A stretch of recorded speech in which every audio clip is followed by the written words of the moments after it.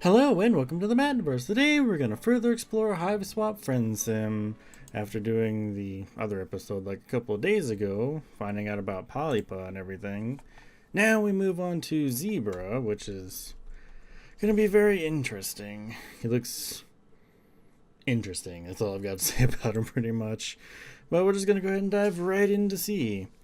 Your stroll takes you into a nice part of town that seems to have a larger, more McMansion-style hives. Based on your past experience on Alternia, you're not quite certain that upper-class enclaves equal safety for you, but you might as well explore. You never know where you'll find your next friend. The power of positive thinking must be on your side, because someone emerges out of the shadows of these sprawling suburbs. Oh. Hello there. I don't believe we've met. I'm sure I would have remembered someone with such unique looks. You don't know where you are, do you? By this point in your time on Alternia, you don't know if it's wise. To admit, kind of missing the two there. You know if it's wise to admit that you're lost and naive to the ways of the world. But you don't know what you could say to try and convince this guy that you've got any kind of street smarts. You nod your head reluctantly, but he actually looks more interested in you after the confirmation that you're new to the neighborhood. Have you perhaps found someone who likes you for your vulnerability and naivety? I don't know. That would sure be fantastic luck. Ah, it's good to see that I found you. Not everyone is respectable of lowbloods as I am. Oh, but I shouldn't make assumptions just because you're not much to look at. My bad. That kinda hurts. I don't mean to be forward, but you're just so interesting. Mind if I ask what color your blood is? You hesitate. While you're still terrifyingly ignorant of the intricacies of Alternia society, you're starting to feel terrifyingly informed about the role that blood color plays in this world. And you've managed to gather by now that plain old human red isn't considered one of the better colors to have. What do? Lie and say you have a high blood color, or tell the truth? For this first one, let's go with telling the truth. Red, huh? Wow, that's so unique. I've always liked the color red. I don't think I've ever filled a quadrant with a red blood before. I don't think I've ever made friends with a red blood before. You don't know what a quadrant is, or what it means to fill one. Given your experience on this planet so far, you're nervous that it could mean something violent. But you don't want to further expose your ignorance, so you just say that you're as excited for this friendship as he is. You come on strong. Nice. You need a place to stay for the day, right? I can help you out with that. I've got plenty of spare rooms for guests in my hive. You know, because I believe it's important to help out the underserved members of the community when you can. My hive is this way. Shall we? You follow him down the street. You guess it must qualify as a nice night, because you see lots of other trolls walking around here too. Most of them are dressed as nice as Zebruh, and you see a few shabbier looking trolls that must be lowbloods walking with highbloods. Jeez, wrong word there. Today is actually Flushed Affirmation Day, so you see a lot of trolls taking their mate sprites out to celebrate. Lucky for you, my flush quadrant is currently empty, so I'm all yours tonight. Okay, I don't know if I like that. That sounds a little weird. He doesn't need to be all yours, you assure him. You're an easygoing individual who's happy to share their friends with plenty of other friends. Sure. Sharing can be a good time, if you're into that. I could be, speaking personally, like maybe with two lowbloods, but not in an objectifying way. Everyone involved has got to respect each other, you know? Wow, what? You have no idea how your innocent comment about friendship got taken to this particular place. You decide that maybe the best thing to say here is nothing, because who knows how he might misinterpret it. Close enough. Looks like there are a lot of high-blood, low-blood couples out tonight for the holiday. Pretty unusual to see in this neighborhood, to be honest. It's sad, but most of these low-bloods are probably with their mate sprites because it's socially advantageous. Pretty shitty of the high-bloods to take advantage of that, but not everyone is as socially conscious as I am. I think it's super terrible when high-bloods don't treat their low-blood mate sprites like the queens that they are. You look around at all the other couples, the class divide is pretty noticeable, and some of the high-blood trolls have scornful looks on their faces when talking to their low-blood dates. Oh. One troll dressed in cerulean is making her shabbily dressed mate sprite kneel down so he can give her a ride on his shoulder. Wow. That's pretty rude. It could be a cute coupley thing, you guess, except she's sure laughing a lot and has the heel of her boot pressing into the back of his neck. Oh my god. You don't want to speculate about what people might be into, but it does seem kind of humiliating. What the heck kind of face is that? Zebruh sees where you're looking and shudders theatrically. In the process of waving his arms around in disgust, he slips an arm over your shoulders. I'm so sorry. You shouldn't have to see something like that. You're trying to think of a tactful and friendly way to move away from his arm around your shoulders when you arrive at what must be his hive. It's the biggest and most McMansion-y hive on the block, and when he stops in front of it, he lets go of you to gesture proudly at his sprawling home. Welcome to my home. Humble abode. I said home. It's supposed to be I don't know why I put home in there. I feel just grateful, you know, to be able to share my wealth with those less fortunate. Very nice. Oh, and he has a zebra. Okay, well that makes sense about his name, I suppose. When you walk inside the front door, you're greeted by a very distinguished-looking white zebra. It has normal zebra markings all over its body, except for around its neck, where the dark gray zags have formed a shape that looks like a bow tie, almost like it's wearing a suit. You don't know how its zebra face is managing to radiate pure disdain when it looks at you, but that is unquestionably the energy you're getting. Don't mind my Lucis. He's kind of socially old-fashioned. But he lets me keep low-bloods around the hive to help out and stuff, so he's not all bad. Let me give you the grand tour. As Zebruh takes you through the spacious hive, you can see other trolls in several of the other rooms. Most of them aren't wearing clothes as nice as zebras. You're guessing these low-bloods he just mentioned. They seem to all be doing chores, sweeping, cooking, and exchanging green slime into troll-sized bathtubs for each other. Okay, possibly fresher green slime. Alright. Each of them glances up at you in Zebruh when you pass by, then looks deferentially away. The zebra Lucis is following you, and every time you exit a room it pauses in the doorway to whinny out that could be orders. Whining out what could... okay. Or possibly he's just berating them. You arrive at an empty ballroom-looking space upstairs, where several low-blood trolls are hard at work cleaning up the remains of what must have been quite a party. Zebruh seems to notice you, noticing how all the trolls in here are scrubbing the floor, and how they are all avoiding your eyes. See? I told you I'd take in plenty of guests. I believe it's important to promote diversity, you know? So that's why you don't see any other indigo bloods here. Looks like all the guests are busy today. Well, an important part of communal living involves contributing your labor when it's necessary. Right, guys? A few low-bloods mutter an affirmation, while others just put their sponges and mops down to prostrate, I guess, their whole bodies on the floor. Zebruh looks a little uncomfortable with the bowing, but not that uncomfortable. He doesn't introduce you to any of them. Well, thanks. I mean, I like walking around the house just so I don't get introduced. That's fine. No new friends for me, I suppose. They don't all realize yet that my hive is a sanctuary from all the harsh injustices of the outside world. Anyway, Enough about my low-blood guests. Let's take care of you, shall we?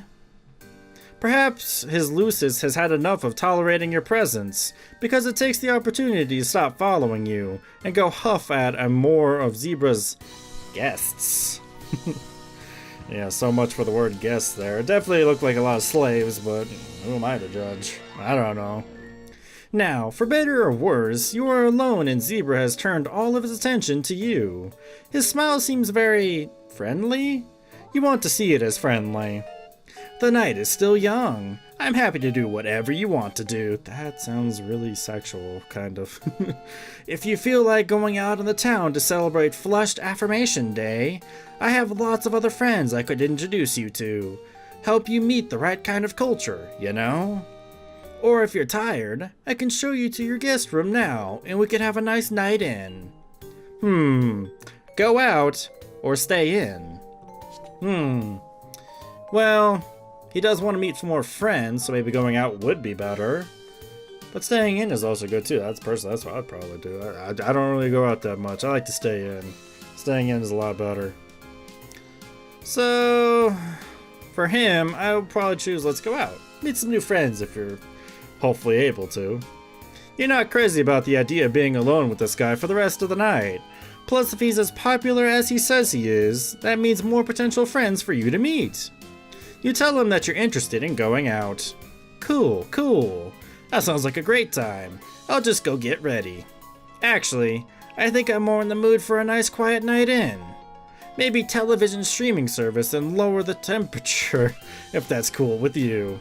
Oh boy. If that has the same connotations as it does on Earth, it's not cool with you. You stumble through expressing some misgivings, but he talks over you. Great! Sounds like we both feel like staying in tonight. I'm not gonna lie. I'm psyched to stay in and have you all to myself. Oh god. I don't like where this is going at all. I just want you to feel comfortable, whatever we choose to do. You're not sure why he asked you what you wanted to do, since your preferences don't seem to matter much. My Lucis and my guest have probably prepared a delicious meal for you by now, but let's finish the tour first. I assume you want to see my room? Not really. You tell him, sure. Bedrooms are a great way for people to express their personalities, and as his friends, you're interested in getting to know him better. He doesn't seem to have heard part of the sentence, but it's okay. Hopefully he got the gist. When you get to his enormous room, it's decorated with posters of musicians on the wall and what seem to be social justice slogans. One poster has a symbol with clawed hands in several different colors coming together to hold a trident, with the word unity underneath it. Another poster features a rainbow of colors ranging from rust to olive green that proclaims him to be a low-blood ally. Two other low-blood servants are in here, one of them standing on a stepladder to does some high shelves while the other crawls around on the floor, scrubbing and picking up wrappers that Zebruh seems to have just littered there. Pretty sweet place, right? You look confused by the posters. Your music taste probably isn't refined enough to have heard of my favorite bands. About to say bonds for a second. I only listen to subversive musicians that speak truth to power. Luckily, you have me to teach you how to confront your privilege and support marginalized artists. Also, did you notice my rad pile? It's a perfect setup for feeling jams with your morale. Okay. He winks at you. You don't know what a morale is or what he means by feeling jam. Which sounds like in theory it could be a nice thing, but maybe not, given the sleazy way he says it. You tell him that it looks like a very nice pile of things. You spot a couple pillows, what looks like a puppet with a disturbingly long nose, some random bow ties, a few horseshoes. You look intrigued. Wanna lie down on it for a second? We don't have to do anything, but sometimes it can be nice to just, pacify each other a little bit. No thanks. He sprawls on the pile in what he probably thinks is an enticing way. Oh my god. Like he wants you to draw him in like one of your French girls. You turn away to try and hide the disturbed expression on your face, because turning down his advances probably isn't the best way to secure his friendship. As your eyes cast about the rest of the room, you notice that the low-blood servant scrubbing the floor is having a coughing fit. You can tell that she's trying to cough unobtrusively, but it seems like she's hacking her lungs up, with each big cough racking her whole body and making her shoulders shake. Concerned, you crouch down by her side. She jumps when she notices your concern and mumbles that she's fine and that you don't need to worry. But she doesn't look fine. Now that you're getting a closer look, you can tell that she seems to be underfed and exhausted. I was about to say what? I didn't read that right. Underfed and exhausted. Underfed. Jesus. New words. I have no idea what that means. With sickly shadows on her face and scraped up knees and elbows. She looks bad, and you know bad, considering how much of your time you've recently spent stumbling around with various extruding injuries. Excruciating. Jeez, a lot of words I'm making up tonight that I don't know why I'm putting in there. Reading too fast, I guess. Or looking, and then the brain doesn't catch up. Whichever fits. You mentioned to Zebruh that his guest is not looking so good. He frowns, getting up from his pile of stuff to come investigate, blinking down at you in confusion and not sparing a glance for the low blood. What? What are you even talking about? The servant tries to go back to her scrubbing, but she struggles with coughing and scrubbing simultaneously. It's hard for you to watch. Surely she would feel better if she took a break and ate or drank something. You asked Zebruh about the hot meal he said was being cooked for you. Maybe you could give some of it to this poor sick troll. Jeez. You're making me look bad. There's no way a guest in my house could be going hungry. I respect low-bloods and do everything in my power to take care of them. What? You think you're a better ally than I am? Considering your status, or lack thereof, on this planet, you're not sure you can count as an ally so much as a member of the oppressed underclass, but you let that slide. You hasten to explain that you didn't mean to criticize him, and you're sure he's doing a fine job at being an ally to low-bloods. Yeah, well, it's not easy. Whatever. Maybe we should go eat now. I don't feel like having a feelings jam anymore. He turns and leaves the room without showing any sign that he'll do something for the sick low-blood. You mouth an apology to her behind his back, and she gives you a tired wave and goes back to scrubbing. What a terrible guy. Jesus. Sounds like he really doesn't care about his ally to low-blood thing. He just has servants, basically. Right. Friends. Zebruh leads you downstairs to the dining room, where his Lucis is supervising a team of low-bloods, setting the table with what looks like a 4-course meal. The look on the Lucis's Zebruh face is now even more disdainful than before, and its bow tie seems angrier. Looks like dinner is almost ready. Cool, cool. Of course you're probably not going to offer to pay for any of it, are you? Figures. Low-bloods. I mean, trolls in general, always expecting me to provide for them without even offering any Jesus. Can't think of the word right now. Compskin in return? Concupiscence. Sure. For once, you're kind of glad that you're unfamiliar with this alien vocabulary and innuendo.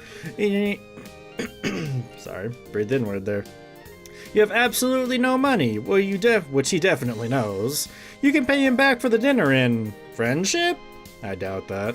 Yeah, well, I'm not sure if I want to be friends with someone who has a problem with the way I do activism. I have on good authority from every other highblood I know that my intersectional praxis is valid. You stumble over your words in your haste to assure him that you in no way meant to say he's not valid. You've never met a troll soul valid. No one believes in his validity more than you do. Whatever, let's just eat. You both sit down at the table with the low-bloods, while the low-bloods set the table, light the candles, and serve the appetizer course. You can't help but notice that most of them look as malnourished and sickly as the troll upstairs. But it might be best not to bring that up again. You eat in silence for a while, and Zebruh looks like he's stewing over something. Then he sets his fork down and looks over the table at you with a frown. You know what? I just realized. You totally denied my Lowblood her own agency when you questioned me about not feeding her. Yeah, what you said was totally problematic. You don't respect Lowbloods at all, do you? Not like I do. You tried to apologize, saying that it was not your intention to disrespect anyone, but that you're sorry you apparently did. He doesn't let you get the words out. People don't realize how tough it is to be a high-blood troll who believes in social justice. Seriously, I face my own kind of oppression for speaking out and being an activist for low-blood rights. For one thing, I never get the consolation or, here we go again with that word, concupiscence I deserve. Yeah. My quadrants are always going unfilled because no one else agrees with my radical views. I thought you'd be different. But you don't get it either. You try to tell him that he's got it all wrong. You agree with his radical views and believe in low-blood rights, which is why you were concerned for his guest in the first place. But he acts like you didn't say any of what you just said. You're just another one of the oppressors, complicit in the unequal power structures of our fucked up society. Your lack of awareness of your own privilege really makes me sick. You must think you're so oppressed, with your red blood and multiple injuries. But what you're doing now, rejecting me and criticizing me, it's really exactly the same as what subjugators do to the lowbloods they cull. You probably deserve whatever shitty position you have in society, unlike me. I deserve to have this nice house and lowblood servants and full quadrants for being such a good activist, okay? But then you just said low-blood servants, not guests. He's standing up by now, advancing on you with his Zebruh stamping its hooves threateningly at his side. You scramble back, trying to make your way to the front door. It's tricky, because you have to step around the lowbloods who seem to feel strongly that they should get away from Zebruh when he's angry. You don't make it to the front door fast enough on your own. Ow. With a terrifying equine scream, Zebrah's Lucis rears on his hind legs and strikes you with its hooves, battering you through the front door and breaking some of your recently healed ribs again. Take your privilege and offensive views and get out. Anyone who doesn't respect lowbloods is not welcome as a guest in my hive. It would behoove you to stay away.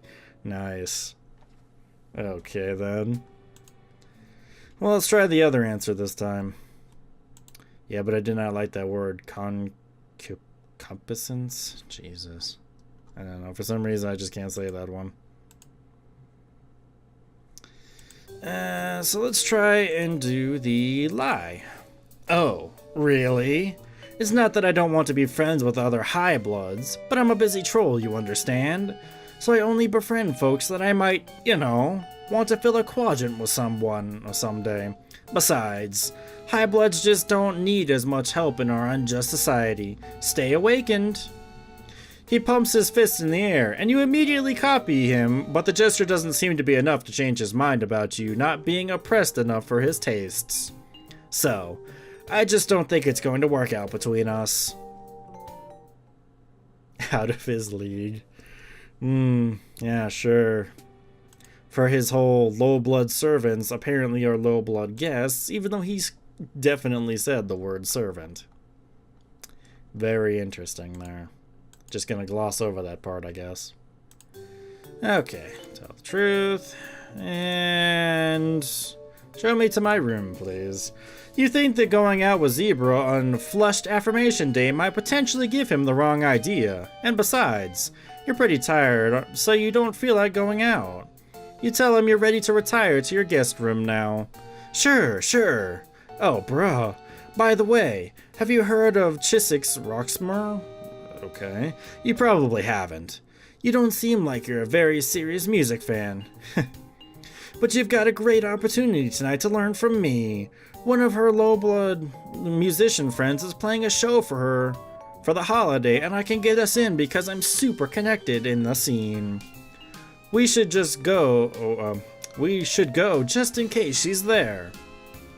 You could have swore you told him that you wanted to stay in tonight, But okay.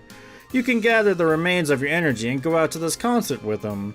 That's what a good friend would do. So apparently it's just reverse. You want to stay in, you go out. Want to go out, you stay in. But definitely don't stay in with him. He's very creepy that way. Definitely did not like all the sexual advances. He takes you across town to the concert, only trying to hold your hand or put his arm around you a couple of times on the way. So it could be worse. Yeah, he's still trying it. Maybe hand-holding is totally platonic on Alternia. You hope so. The concert itself is one troll with a guitar and a harmonica who, according to Zebruh, is a lowblood whose songs are spreading truly radical messages. Almost as radical as Chiswick's. Whoever the heck that is. You enjoy the tunes as much as you can, but you don't understand what the lyrics are trying to say. You ask Zebruh what the lyrics mean, since the message is apparently important to him, but he gets annoyed with your question. Of course. What? The lyrics are about, well, they're about a lot of things. Social justice and oppression and stuff. Yeah, that really makes sense. It's hard to explain to someone who doesn't already get it. Like if you're if you're not on my level already, I don't know what I can really say, you know? But enough about the music. I want to talk about you. What sort of things are you into? You haven't had many opportunities on Alternia to talk about your interests. How exciting! You say that you like playing games, but he's already interrupting you, of course. Cool, sounds great. Really interesting stuff. I didn't even say anything. But what's your quadrant situation like? I don't have one. It's harder to pretend that you know what he's talking about now that he asks you about quadrants directly. You admit that you have no idea what he means by quadrant situation. Whoa, you're even more clueless than I thought. Don't worry, I still find you attractive. That's the word I did not want to hear. He goes into a brief, but not really brief enough, explanation of the 4 types of romance on Alternia. Let's see. Matesmanship, the flushed quadrant, which to you sounds the most analogous to human romantic partnerships. More allegiance, I guess. The pale quadrant, which sounds like an exceptionally codependent friendship by human standards. Auspiciatism, I guess. The ashen quadrant, which you don't understand at all. I guess that's good.